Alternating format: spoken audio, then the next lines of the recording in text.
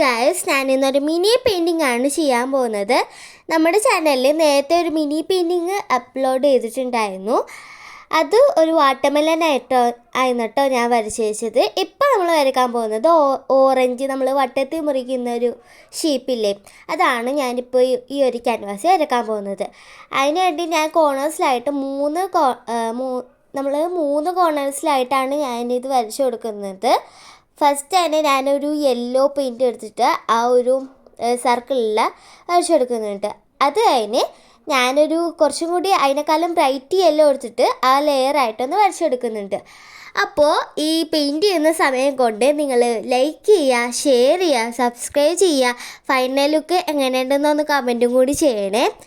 അത് കഴിഞ്ഞ് ഞാൻ പെൻസിൽ വെച്ച് നമ്മുടെ ആ ഓറഞ്ചിൻ്റെ ഒരു ഷേപ്പ് ഉണ്ടാവില്ലേ, അത് ഞാൻ വരച്ചു കൊടുക്കുന്നുണ്ട്.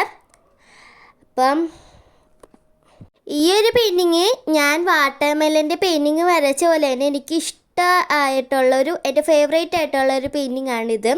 പിന്നെ ഞാനത് ഓറഞ്ചിൻ്റെ ഒരു ഷേപ്പൊക്കെ വരച്ചു കൊടുക്കുന്നുണ്ട് കേട്ടോ. അത് അതിൻ്റെ ഉള്ളിൽ നമ്മൾ ഫസ്റ്റ് വരച്ചു കൊടുത്തൊരു യെല്ലോ ഇല്ലേ, അത് ഞാൻ അതിൻ്റെ ഉള്ളിലേക്ക് വരച്ചു കൊടുക്കുന്നുണ്ട്.